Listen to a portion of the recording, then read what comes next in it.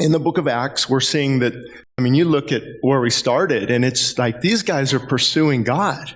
Like that's their priority. And unless that becomes our priority, it will not be our passion. Pursuit and pursuit.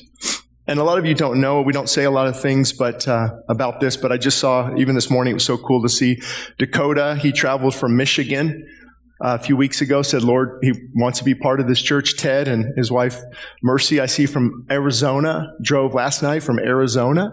Why? Others, Florida, there's why? One word and one word only, pursuit. That church is pursuing God. And God, we don't ever want to lose that. There's an incredible spiritual reset that is occurring in my heart and my life. And I've opened up, sometimes you guys don't know this, but that was a great sermon on discouragement. And I'm like, do they wonder the hell I'm going through? Who's going to encourage me? And so a lot of what you benefit from the preaching, it's because I've lived it.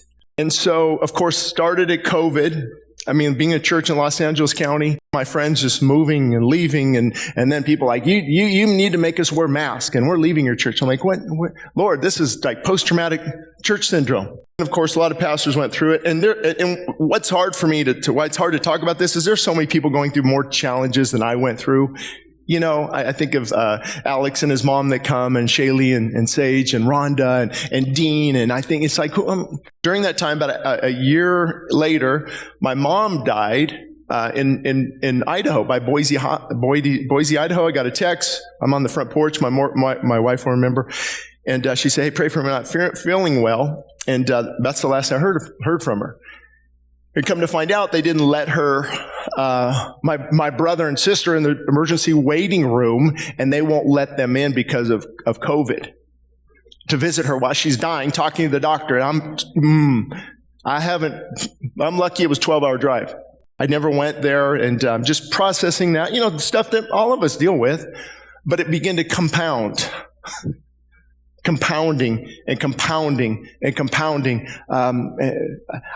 It's not always, it happens a lot, and I wish it didn't happen a lot, but also at a Bible-believing, truth-elevating, Spirit-led church, you have to confront people and just, hey, we love your attitude, but your attitude, and 9 times out of 10, people don't take it well. And they leave, and they start lying about me. He said this, he said that. I'm like, where did you're like completely lying. Pastor Shane got upset, and he kicked me out. He told me never come back, and he slammed the keys on the desk. I'm like, that never happened. Abram was there.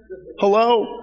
But just ice, and there's just after another. It's like, my goodness. Now, do I contribute to some of the conflict? Of course. We all do. Look in the mirror. But when you get beat up and discouraged, and it's the trick of the enemy, of course, for discouragement. There's a lot of encouraging thing. Here's the irony is, this is an incredible church. It has nothing to do with the people. It just has to do a lot of things that I was going through. The funny thing is, I would never write a book to pastors. The title is, I Almost Quit. When he calls you, you're stuck.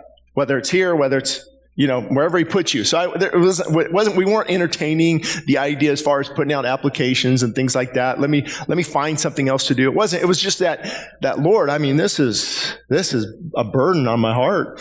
And so from that experience now, I can see that he's maybe using that to help other pastors. So as soon as that click, I get a speaking engagement down by San Diego to speak at this pastors conference, and then Salem Radio Network emailed me to go speak at another large one, about 250 pastors in Ohio. They've had John MacArthur, Tony Evans, Jack Graham, and I'm like, what? Who?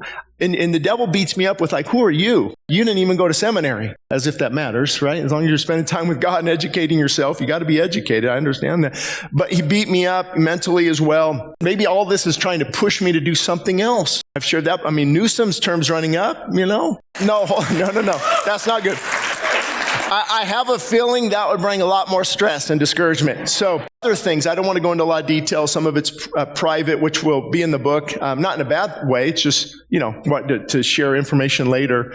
Another thing was my brother has really become successful in Idaho, developing land and gravel companies and other businesses. And like, hey, if you ever, could use a partner, and I'm like, 15-acre ranch, get my John Deere backhoe back, work the soil. Because what people don't realize is like worshiping and different things, I don't like center stage attention. I don't like people looking at me. I'll sit in the back corner. We always argue about this, and she wins, so we got to sit up front. I'd be back in that back corner of the, just back in the, but God usually will put you where you don't necessarily want to go because you're not puffed up about it. Your greatest weakness could be your greatest strength. And so all these things are compounding and compounding and compounding. There's another issue that really has been a big disappointment. And I still don't know what the Lord's going to do with that, so I might not share it right now. But then the final nail in the coffin was, how many of you are getting older? How many of you hit that big 5-0? Balcony, let's be honest. Okay, yeah. So you throw that in there, eyesight fading, now I need font 14.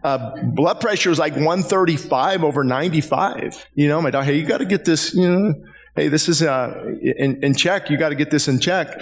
And then just my joints, I couldn't jog anymore. I mean, we start to pile all that on, but church is great. I'm not like going through maybe a midlife crisis a little bit, I guess, but it wasn't like a panic. It wasn't like, oh, it's just like, I can get through this, Lord. But man, I don't know how much more I can handle. And again, I see some of you and you're going through more than I'm going through. And so that's a lot of reason why I don't want to share things, is because it's on the big scale of things. Thank God. Thank God.